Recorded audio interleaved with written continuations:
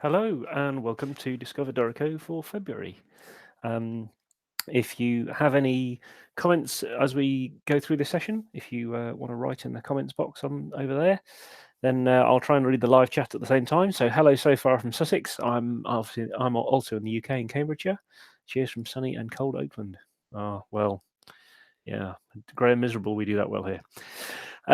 So today, to start off with, hello if you saw me at NAM or in Oslo. We've had a couple of Dorico sessions in various places over the last month or since I spoke to you last. And also, of course, today, if you haven't already heard, there's an update to Dorico available, which is now version 1.2.10. If you have a look on a social media channel, you'll find the information there. Obviously, you can download it from the Steinberg website. And get the latest update from there. And also, of course, Daniel's blog will tell you all about it. But if you have a look on Facebook or something like that, we've posted lots of links to details about what's in the update.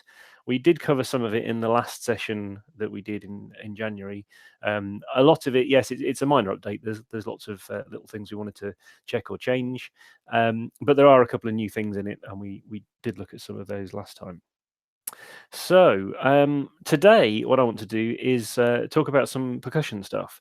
Now, I have covered some various things about drum notation before, in some detail as to how to do 5-line drum stuff and how to edit them to be exactly how you want them to be. But I then had some questions from a few people about doing percussion, kind of orchestral style percussion, or if you're in a pit band kind of percussionist, that kind of thing, where you've got lots of multiple instruments to play, and pitched and unpitched. So I thought that's what we'd do today. So at the bottom of my screen, you can hopefully see there's a little example here of some bars of a percussion. What I'm going to do is go through and create this and show you how you go about doing this in Dorico, basically. So to start off with, we'll just kind of go from the beginning. If you want to follow along, then please do. Of course, you can follow along in the videos. If you want to press pause at any point, then and catch up, then you can do. So to start off with, I need a player to add this to. So to start off with, because it says we're starting with xylophone, I'm going to start there. So I'll add a solo player. You'll see the shortcuts pop up on my screen there. So I press Shift P, and I'm just going to now type, if I can, xylophone, and press Enter. I can press the Add Solo Player button and that kind of thing. It's Shift P is the Add Solo Player option. Excuse me. So now I've got this a single xylophone player, so we can enter some of the music from here as a start. So this piece, if I put in this, you'll notice here, because I've got the update, as I start typing this tempo marking, then you'll get suggestions come up in there, and you can choose to press the down arrow and select it if you want to enter that, or you can just press enter if you want the option that you've already written. This one also says it's in 2/4, so Shift M for meter, and put 2/4 in there. And then in this one, I know for the example we're going to be doing today, I'm going to need about 47 bars. So I'm just going to press Shift B, type plus 46 for another 46 bars, and there we go. Now, before I put any of the notes in, I'm also just going to put in, I know there's some double bar lines, so I'm going to put those in so that I know as I'm putting things in, I've got a reference as to where things are going to sit. Now, to be honest, for me at the moment, the easiest way to do this is going to be to switch to galley view. So you can go to View, Galley View, or the shortcut I press there on my Mac is Command Alt 2 or Control Alt 2 on Windows. And that's because I've now got a little handy bar number across the top here. So I know that I'm going to need double bar lines. I'm going to need one here on bar 9. So I can use the bars pop over like this. I'm going to need one here at 17. I could use this panel on the right-hand side, and I could select a double bar line from there. I tend not to, but I tend to use the shortcuts, but whichever you prefer. I can put one there. I need one on 33, and I need one on 45. There we go. Now I happen to know that because I've already looked through this piece and worked out where all these double bar lines should be. So hopefully I've put them in the right places. So now if let's put some of these notes in for the xylophone. It's only a quick part, this one. I do have a MIDI keyboard in front of me, so I double clicked there at the beginning so that I can enter some notes. I could optionally decide I want to put the dynamic in as well. So Shift D and put the dynamic in, choose my note value, and then play the notes on my MIDI keyboard. Change the note value. I'm back again.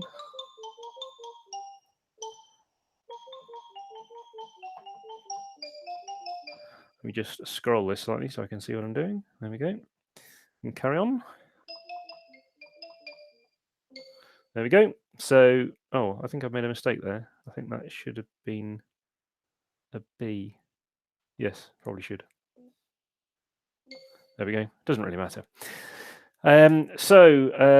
This particular note here needs to have an accent. It also needs mezzo forte. So we could put those in if I wanted to.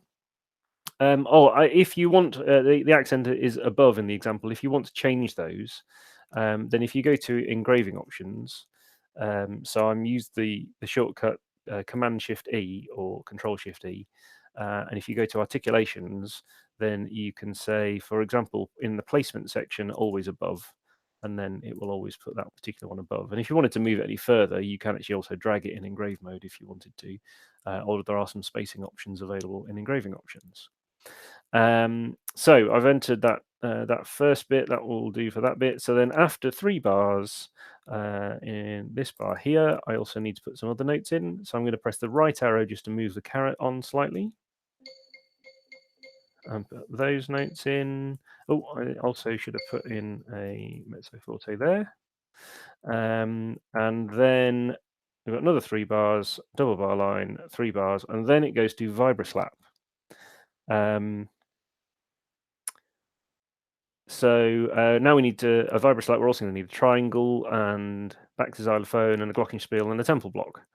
So let's start adding some of these other instruments in as well. So from here, what we'll do, I'm just going to press save just in case anything goes horribly wrong. And from here, I'm going to go to setup mode. And this is where we want to add some other instruments. Now, I don't want to add other players at this point because this is all going to be the same player. It's going to be the same part. What I'm going to do is add some other instruments to this player. Just for a second, there's a couple of comments about accents inside the staff and articulation placement. Possible to have both marcato and accents placed outside the staff.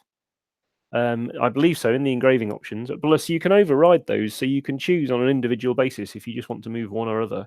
You can select one, and in the properties panel, you can switch those. So to add other instruments to this player, you see at the moment he's only got a xylophone. I could press this plus button, or I can just press Shift I because he's selected. He or she is selected already. The next instrument I need is a vibraslap, so I'll enter that one. Let's do some others at the same time. So if I press Shift I, I'm also going to need a triangle. What else does he need? He needs a glockenspiel. Oops. There we go. And he's going to need some temple blocks. So Shift I again. Temple block. I don't know. Let's have medium. And then he's going to need to go to a drum kit. Okay. So Shift I again and drum set. The basic one will probably do because I don't think it's anything terribly complicated. Now, if you were doing this and you were still in page view, so up here in view page view, then even though in setup mode you have all of these instruments added, you of course wouldn't see them in write mode because you don't see them. You only see the ones that have notes on, and to put notes on them, you will need to switch to galley view so that you can see all of the possible instruments that player is holding and add things accordingly. So if we scroll along to where we got to, which was just here where it says vibraslap. So after that double bar, 3 bars, and then in here, if I just press the down arrow, and I can get to the vibraslap part, and I can add a note in here. So I can choose my note value. I'm just going to press Y, and that will enter the note for me. I could use a note on the MIDI keyboard as well, but I'm just going to press Y. Now, in actual case, that particular one, he also is going to need an accent on there and a dynamic. And actually, on this particular one, he's also going to need a lasso vibras tie. So if I just open the properties panel, I used Command 8 for that. And then I can just tick that little option to get a tie in there. If you want these to be a bit longer, you can extend them in engrave mode, but it might be that, for example, in this piece, I'm going to need a few, and they're probably all going to need to be bigger. If you go into engraving options again, so again, it's Command Shift E or Control Shift E, and if you scroll down and look in the ties section, towards the bottom of this section, he says scrolling quickly, you can set a minimum length for these. So at the moment they're 1.5 spaces, and I want them to be bigger, so I'm going to say 3. See if that's big enough. I can leave this dialog open as well. There we go. That's a bit bigger. That'll do. So I'll close that. And then in the next bar, he's going to play triangle. So in here, just press the right arrow a couple of times. Then I can press the note value I need and Y again to enter the triangle. Actually, he's also going to need one of those, which of course now is the right length. I was expecting somebody to comment that the note heads were wrong, but maybe nobody's noticed yet. So we'll come back and change those in a bit then. The triangle, he does that for 2 bars. We don't yet have a repeat bar symbol, but it's only 2 bars, so I'm sure we'll be okay putting 2 of those in. And then after a bar, there's then a xylophone gliss. So we can say in here we'll do that. Oh, and actually he wants to do the gliss as well. So I'm going to press Shift O and type gliss. There we go. He's also going to need an accent on there and a dynamic. There we go. And then the double bar line at 25.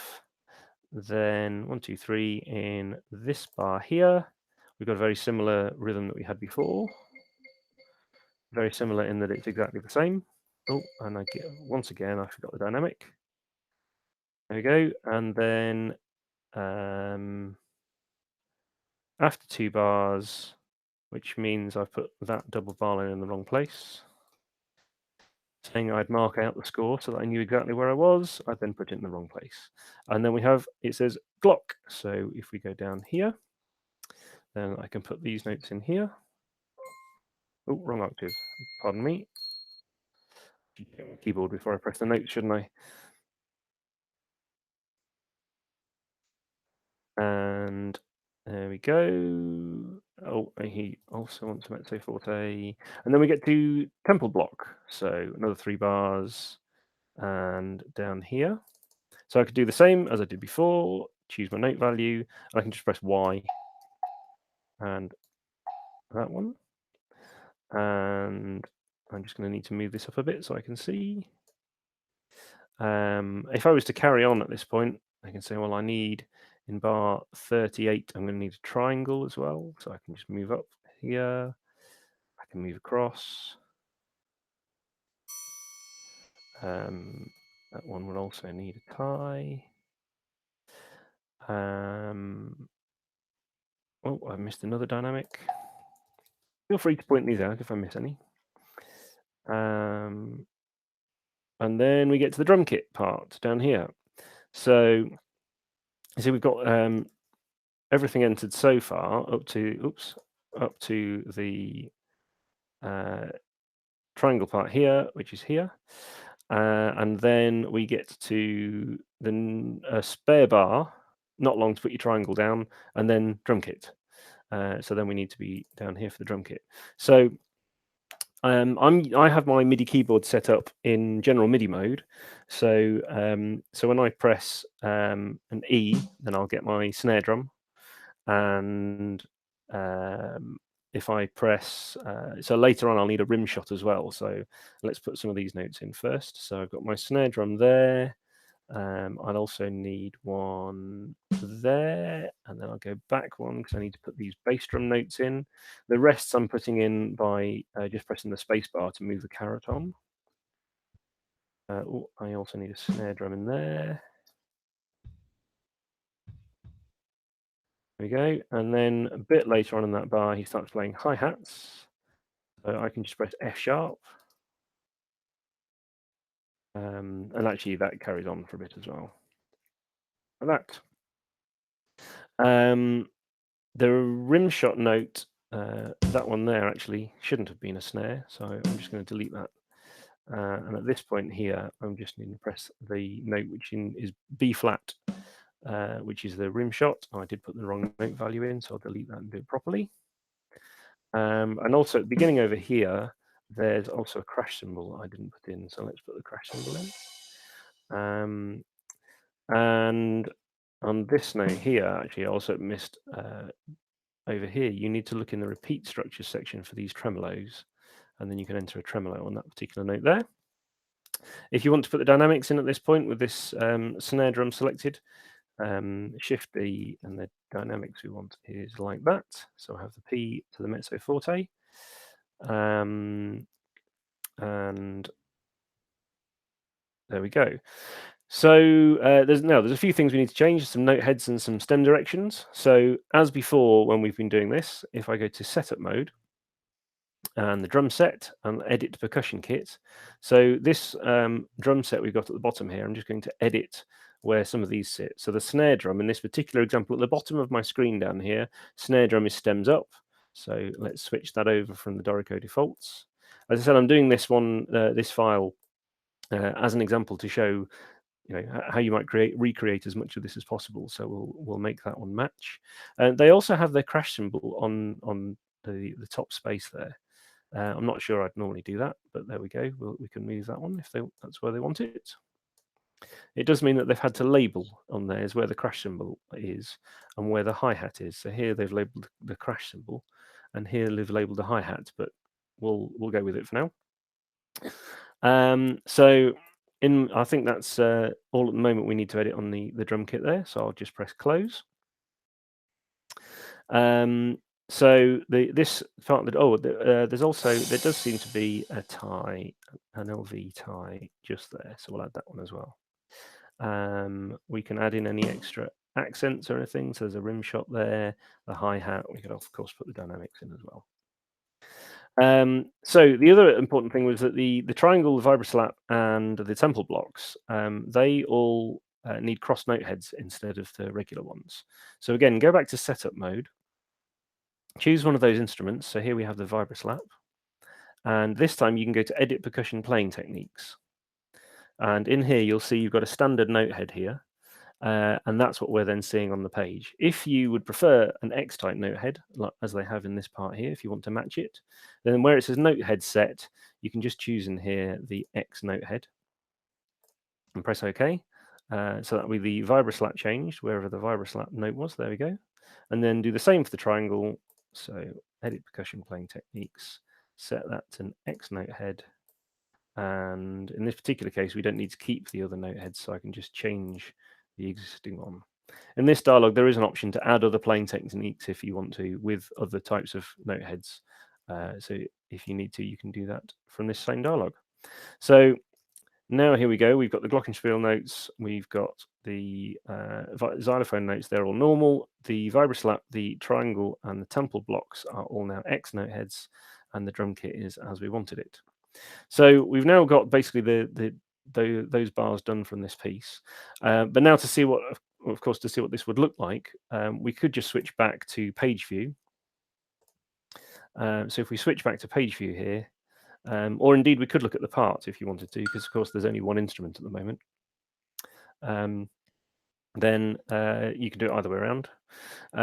So you can see we're starting with this xylophone here, and then we're going to Vib, and here's the Vib.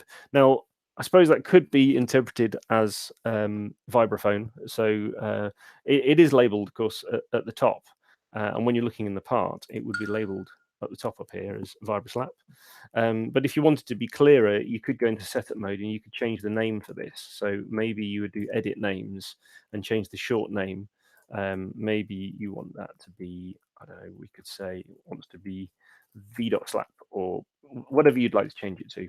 And that will take effect. So here it will, you can display that in a different way here. So it says 2 vibroslap, 2 triangle, to xylophone, some more xylophone notes to glockenspiel. So all of the instrument changes effectively are all happening automatically because that player has multiple instruments and you're just switching between them, and Dorico's doing that bit for you. Somebody's asked a question which... Oh, somebody would like to know if you use Dorico on Windows or Mac, but you can use it equally on both. Hopefully, I'm explaining the right shortcuts the right way around as well. Now, one of the other options when I looked at this piece is that in the original, the vibroslap and the triangle and the temple blocks are actually still on a 5-line staff, but they're just changing the clef. And by default, what I've done here is I put them all on a single line. So it changes between a 5-line and a single line, depending on which one you're doing. So let's do it the other way around as well. So in setup mode, what I'm going to do here with this player selected, either press this plus button or press Shift I. And I'm going to use this button down here for create an empty kit. So this is going to add another, is a percussion instrument now at the bottom down here. And I have this empty kit with nothing in it. So I select this button here. I'm going to import some of the instruments that I want. So I want to import the vibroslap and the triangle and the temple block. You see they're disappearing from this list here, and they're now appearing in here instead. And in the example we're copying below, the temple block stays in the middle, the triangle is at the top, and the vibroslap is, well, not at the top, but it's the vibroslap's here and the triangle is here. So we're just replicating that. So I'll press apply and close. So now what I have here is it continues with a 5-line staff. And there you can see we've got the other notes here. Now, the problem in this particular case is because the percussion is just one instrument, that when it's doing the automatic changes, it's just changing to percussion because it's kind of imagining it's a bit like a drum kit at this point. So it's changing accordingly and just saying, well, I'm switching to this particular instrument. So you might have a little bit of extra work to do at this point, and it will depend on the exact example you've got. What I'm going to do is switch to the part, and there's a few things you might want to do. So, for example, here where it says to perc, if you go into engrave mode and open the properties panel, you can have custom text. So you could say at this point, maybe that you want to go to vibroslap. So you can edit the text. The to happens automatically because that's set in the engraving options as to whether you want to say to or take, or you want to put in a custom word in there. But after that, you can type in custom text if you want to. Now, at this point here, you can do the same. So you could say vibroslap so that they know what they're playing at this point. But then for these notes here, where you've got triangle, of course, there's no notification of what's happening at this point. You could use normal text. You could use a Shift X text and write triangle at that point. Or what you could do in write mode is if you right click on this note and choose the percussion legend option, you can say legend for sounding instruments, and it will put the legend in for whatever's playing at that point. So it will put in triangle. Now that by default is smaller than vibroslap. So what I would do is in engrave mode, just once go to paragraph styles and choose the percussion legend. And you'll see here that it's at 8 point, but instrument change labels are normally at 12. So make these two match, whichever way you want to do it, either larger or smaller, so that they're the same size. So now it says vibroslap and then it says triangle. Obviously, I can change the positioning of those if I want to. So this one here to xylophone is fine because that's changed automatically. To glock, no problem. And then this one again here actually wants to change to temple blocks. So I'll put in temple blocks in there. And then they're going to start playing here. So again, I can do the same. And then this particular one here is a triangle again. So I can go, switch modes, go to percussion, legend for sounding instruments, triangle, 2 drums, and in engrave mode, I can move these. So if I want to make a bit more space anywhere or reposition things, then I can drag those around. So then 2 drums, and then the drums start playing at this point here. So the point was that if you want to do this as close as possible to the original down here. And there are some other bits of text you might want to put in as well. But if you're doing it in this 5-line staff way, then you might have a bit of extra labeling that you need to do at that point. But hopefully you can see you can do that either way around. There are a couple of other things that you might want to look at this point as well. So, for example, if you wanted to, you could change these bar numbers so that they could be boxed if you want to be. So if you have a look in, oops, what, so yeah, so you could change those if you want to be boxed, or I was going to say, or if you want them to be in different places, you could put in rehearsal letters or rehearsal numbers or bar numbers in boxes, those kind of thing. There's also, of course, I'm not really looking into today, but all of the options in play mode. So if you want to change any of the samples for any of the individual bits of the drum kit or for any of the instruments we're using here, then you can do. So here we've got the xylophone here, it's playing through Halion and it's on slot 1, the glockenspiel's on slot 4. There's a drum set in here, and then at the bottom down here we've also got the other percussion instruments. So you could choose if you wanted to. You could, for example, add another option to your rack. So in here you could say maybe I'm using contact for some things. You could add that in here, and then you have the option to switch any of these to contact in any particular slot if you want to. So playback wise, if you need to tweak any of those, then you can do that too. So that was kind of most of what I think wanted to show in that one. Let me just see if there's any questions. I don't think so on those particular bits and those particular options. Doesn't look like it from the comments, so I will carry on for a second. Another question I had was actually, I've had a few questions about kind of creating either lead sheets or worksheets and template options again, and those kind of things. So as always, if you have any comments or questions about any of that kind of stuff, and you can send me PDF examples especially, then email them to discoverdorico@steinberg.de, and we can maybe look at some of those in a future session. Now there's one other thing I wanted to show, which was about somebody asked about how to create manuscript paper, and you think, well, it's just blank staves, that must be easy, right? Well, sort of, but depending on exactly what it is you're looking for, then there's a few things that you might need to do. So let's do this one quickly. So I'm going to start another new project. And on this particular one, I think I'm just going to use a treble staff instrument. It doesn't really matter. So it could be whatever you like. I'll have a voice maybe for this one. So just a generic voice instrument. But you could pick a flute or whichever instrument you want to use. Now in here, what I'm going to do is I'm going to need some bars. So I'm going to need a meter. So I'm going to put this in 4/4. And then because I'm going to fill out a page, what I'm going to do with this one is press Shift B and add another 23 bars. So I've got 24 total. There we go.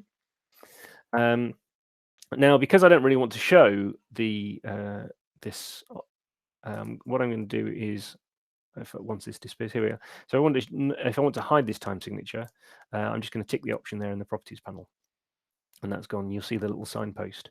If you don't like the signpost, then you can get rid of those. If you can turn them off or hide them with hide signposts. You'll see that that I've set a shortcut for that too. Now, there's a few things that you need to kind of turn off or you don't want, and a lot of these are in layout options. So in Command Shift L, which is your layout options dialog, let's go through a few of these. So bar numbers. Now this is where you could say I wanted rectangle bar numbers in the previous example, for example, but in this one I don't want any bar numbers, so we just select none. Now at this point, for all of these layout options, be aware that I'm doing this in the full score. I'm not doing this in a part. If you wanted to do this effectively kind of in a part or for multiple instruments and do these, you may want to select more than one layout or select the appropriate layout at this point. So I'm using the full score when I'm doing this one because I'm just doing a one simple manuscript paper option. So choose full score. I've chosen none and press apply, and so my bar numbers disappear. Then if you go to the note spacing option, you'll probably want to untick this option, which justifies final system inflow with a percentage. We probably aren't going to want that one because we're going to use the option in staves and systems for casting off instead. So we'll turn off that justify option. I'm going to go to the players option here. And in the players option, if I just scroll down a bit, you'll see there's an option for show bar rests in empty bars. I'm going to untick that, which will, when I press apply, get rid of the bar rests, because I don't want those, because we're going to want empty spaces, presumably for a student or for me to write music into with a pencil and pen when I print this out. Now we go to staves and systems. And I'm going to use the option in here for casting off for a fixed number of bars per system and a fixed number of systems per frame, and just press apply. So just for a second, if I move this dialog out of the way, what you'll see we have now is we've always got an equal number, in this case 4 bars on this particular page. Oh, the other thing, of course, we want to do is we're going to want to, in staves and systems, while we're in here, we're going to want to get rid of the labels because we don't want those. So we'll turn those off. So that's these staff labels that you've got at the beginnings here. So I press apply and they will disappear too. So that's the staff labels done on all of those. So I'll close this dialog. Now, depending on exactly what we're going to be doing, you might not want this final bar line at the end either. So in notation options, which is Command-Shift-N or Control-Shift-N if you're on a PC, then you go to the bar lines option and you can choose one of these options here. In this one, I'll choose normal bar line. So that will turn that one off. There we go. And now this might be exactly what you want, but bear in mind, of course, we put in some bar lines in this one. So if this was an example worksheet where you want the students to be able to type things in, then you could use this sheet as it exists. However, sometimes people don't want the bar lines. You probably have to get to this point so that you've kind of formatted the page kind of as you want it. But if you only want to get rid of the bar lines, what I would do is press select all, so Command A or Control A, and you can see I've got my bar lines now orange and selected. And then if you go into engrave mode, then you can use this option here to lock the frame. So that will put in a frame break and all of these system breaks so that nothing will move. Because what we're going to do now in write mode is at the beginning, if I just put in a new meter and just put X, so I don't need any meter at this point, that will get rid of all of the bar lines. With this selected, of course, still, you see this is still selected. I can say that the open, I could hide it, but I could just say the open style is none, so that will disappear as well.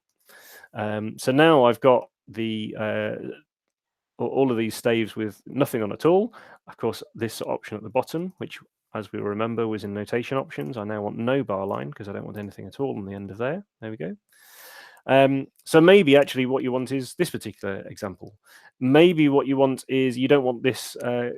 Maybe you don't really want this clef either. So you can say in your clefs popover, you can type invisible, and you can get rid of that. There's also an invisible clef option over here in the uncommon clefs. There's one here for invisible if you want to select it that way as well. And I've got a shortcut just to remove, to turn these off for a second. So maybe this is the kind of sheet you're looking for. It might have seemed like multiple steps to get there. I suppose it's because by default, you don't normally create a bit of paper to then use with a pencil in Dorico, but maybe this is the kind of option you need for some worksheets. I then thought, well, actually, one other thing you might potentially want to do is in setup mode, you might not have wanted a single one for voice. Maybe you wanted a double one. So if we go into here, you could say, for example, piano, or you could maybe add flute and bassoon or something if you want a treble and a bass clef. You can select your flow. If you turn off the voice option there, then I've now got almost exactly the same thing. And of course, you've now got engrave mode spacing options. So if you wanted to make this frame a bit bigger, you could move this frame up a bit.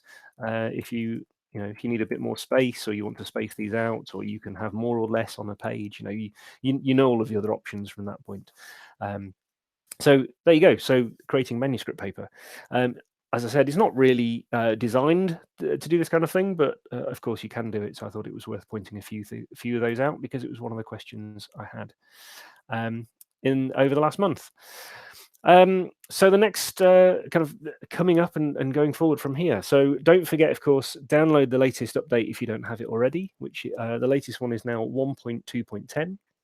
Have a look at the previous month's session, so the January session, about a few of the new things that are in there. Or if you go to the blog, so blog.steinberg.net, then you can find out what all the latest things are in that update.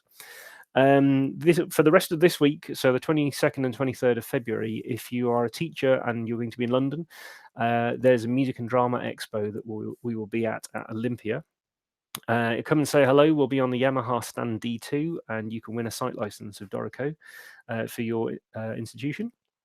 On Wednesday, the 28th of February, there's going to be a demo in Madrid at the Universidad Europea. So if you know anybody in Madrid who wants to come to a Dorico demo and find out lots of things about it and ask questions from the beginning, then please send them to that one. On Friday, the 9th of March, there will be a demo at the music store in Cologne with Frank Heckel. And also then kind of thinking ahead, but in April, so from the 11th of April at the Music Messe in Frankfurt, we will also be there with Dorico and of course and Cubase and various other things. And you'll be able to find us in the Yamaha area there as with previous years. So you can come and say hello to me at the Messe, and Daniel will be there on Sundays as well. So come and say hello at that one. But before that, of course, our next Discover Dorico session will be on Wednesday, the 21st of March at the same time. So whichever time zone you're in, it should be the same time. We're planning for Wednesday, the 21st of March. And if you've got any comments about things at the moment that you'd like to see covered, or problems that you've got that you think it would be great to share, or ideas, then please email me on discoverdorico@steinberg.de. Otherwise, I get to decide what's in the sessions. So yes, if you have any thoughts or comments or things you'd like to see covered, then please let me know on that email address. As always, come and find us on social media. So on Facebook, there's lots of nice friendly people in the Facebook groups, and of course, follow us on Twitter and Instagram as well. And thank you for joining. I'll read some of the comments now. So if there's any other questions or anything else, we'll be on the live chat. But after that, you can, of course, just ask us on social media or get in touch at any point. Thank you very much. Bye.